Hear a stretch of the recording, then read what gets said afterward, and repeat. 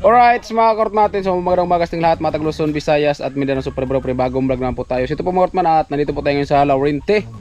At kasi nga po mga kortman ay ngayon po ay maghakot na po tayo ng buhangin. So yun nga, maghakot tayo at siyempre magbayad din po tayo ng tao na makatulong paghakot. Kasi gawa ng pagmabutan ng ulan, kasi yun nga putik. Pag umulan, mga 3 araw na naman ang hintay na bago uminit para makapasok yung motor kasi malayo yung hakotan na buhangin dun pa sa baybay.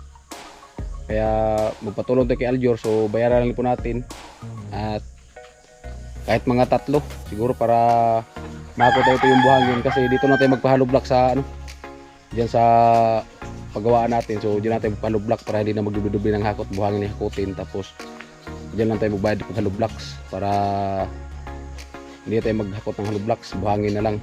Alright mga mas, baba lang po at si Nini ay Junjun kaugmangga. Manini si Joseph bayad og sanggot. Mama. Yan Mrs. Alright mga mas, baba lang po at punta tayo dun sa baba mga kortman kasi gagawa tayo ng kargadira. Kasi yung hakotan natin, ito yung motor natin Ayan. Bili natin yung tambutso. Yung motor kota natin at may kargadira dito mga kortman, pero gagamitin to ni Aljor. Ayan kargadira lagay ng buhangin. Yung paghakot kasi namin dito mga kortman, motor ayan. Alright mga kortman, so abang lang po at ngayon po ay mag-umpisa na po tayo pagpakot ng buhangin at para ma-prepare na po dyan mga kortman. At para kung may budget tayo, na lang, may tayo natin at least may mga hollow blocks na. Ayun po mga kortman, bali nandito na po tayo. Yung service natin at dito po tayo maggawa ng kargadira kasi nandito yung mga kahoy. Ayan. At kung magpagawa na tayo mga kortman, so sa kahoy, may kahoy man dito si Papa. So pwede mo tayo manghiram dito ng kahoy niya. Ayan, kasi nagpagawa siya ng bahay. At kasi yun nga, yata parang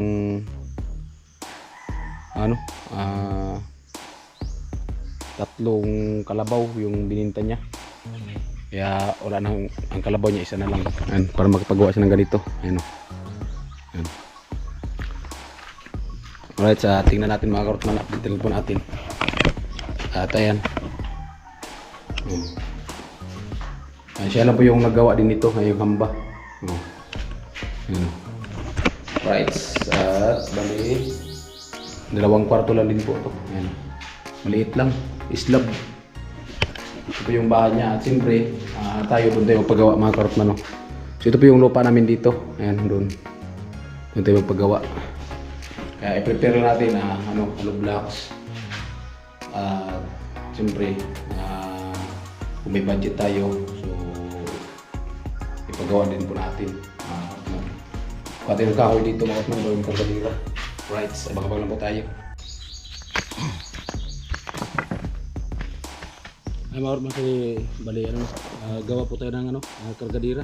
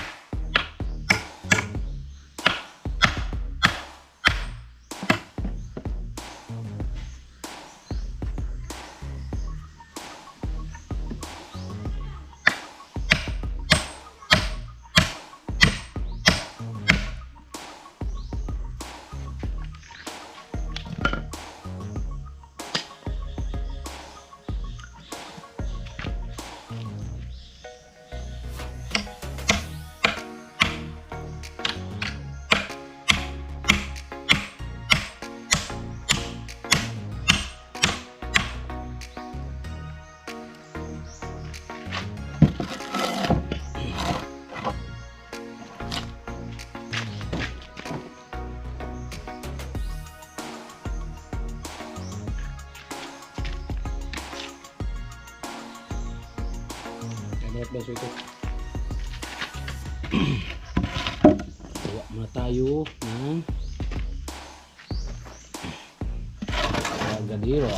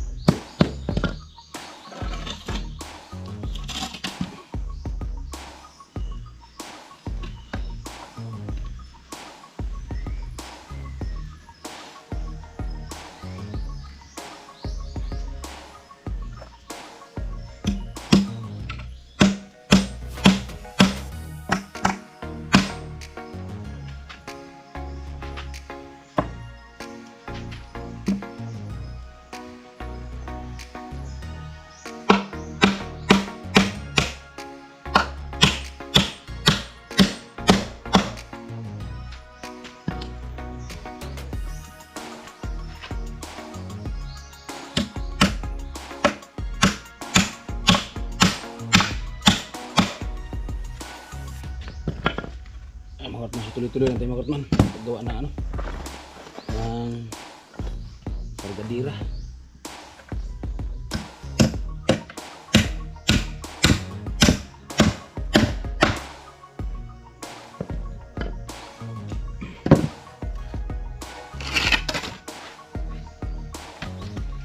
Uy, layo ang yan di ay. Hindi matarong nagkuan.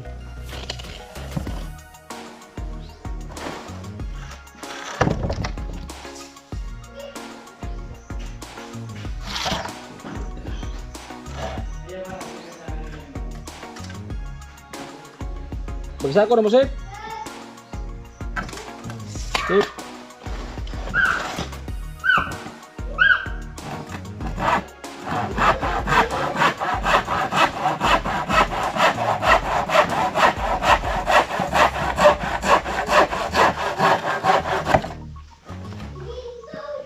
Sip. Sip. Sip.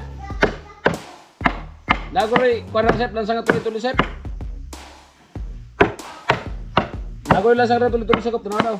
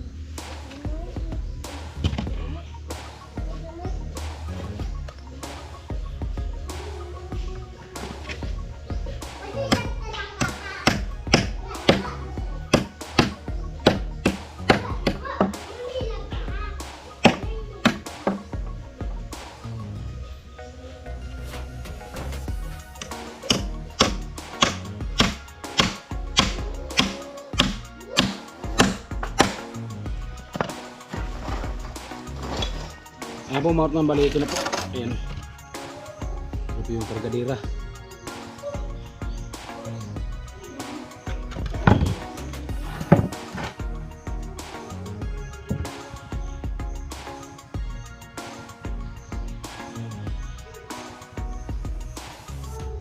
Kargadira para sa ano, buhangin.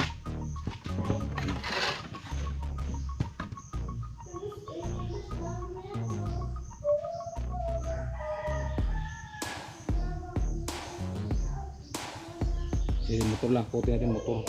Putan.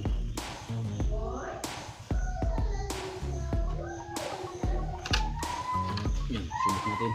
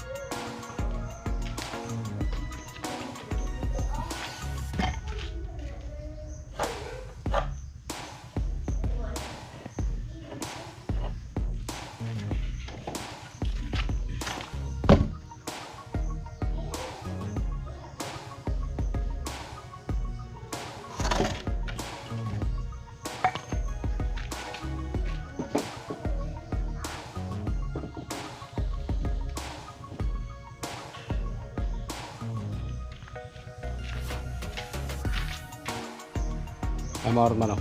Ayan. Ito po yung ginawa natin kargadira, karga ng buhangin ng mga 5 sako.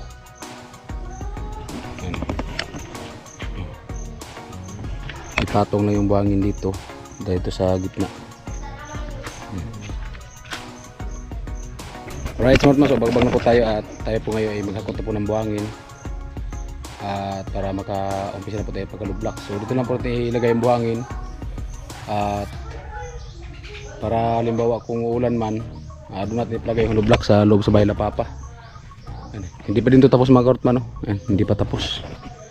Para man at siyempre, yun nga, doon po tayo magpagawa ng bahay. Kasi ito po yung lupa namin dito at saka magpatulong tayo paghakot ng buhangin kasi gawa ng dito po kami dadaan maghakot. Ayan, diyan po kami dadaan ng maghakot po. Ayan. At kasi samantalahin yung panahon kasi pag umulan 3 days o 4 days na naman tayo maghintay, nagpatuloy ang lupa para makadaan yung motor kasi ang layo ng dito, andun sa unahan yung kalsada. Ayan. Mas maganda ngayon, maganda pa yung panahon, hindi pa umulan. Right, smart man, so bagbag lang po tayo at kita-kits lang po tayo muli. Shout out po sa lahat ng taga Bato, Kamsur, no? Sa mga family Rigaspi. Yan, shout out po. At siyempre, all sponsor, all viewers, maraming salamat. Ayan na po, Kuya Jo, ang binigay mo po na 20k at kay Kuya Igorot. Yan. So bali 30k po ang budget natin ngayon. So ayan mga kortman, so bababang po tayo at maraming salamat po talaga at siyempre makapaumpisa na po tayo.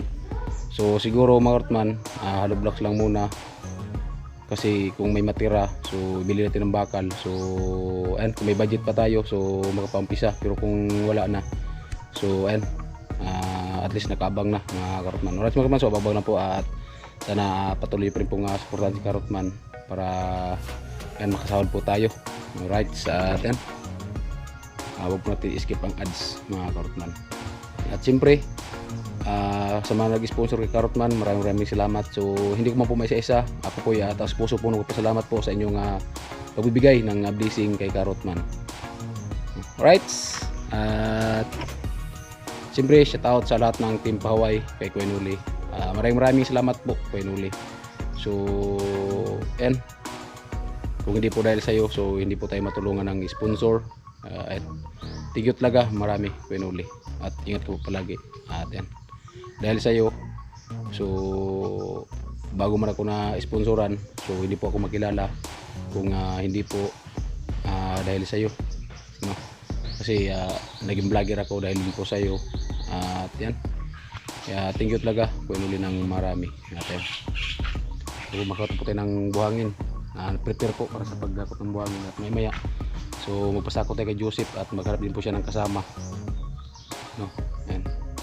Right, hanggang dito lang. I love you all. Bye bye.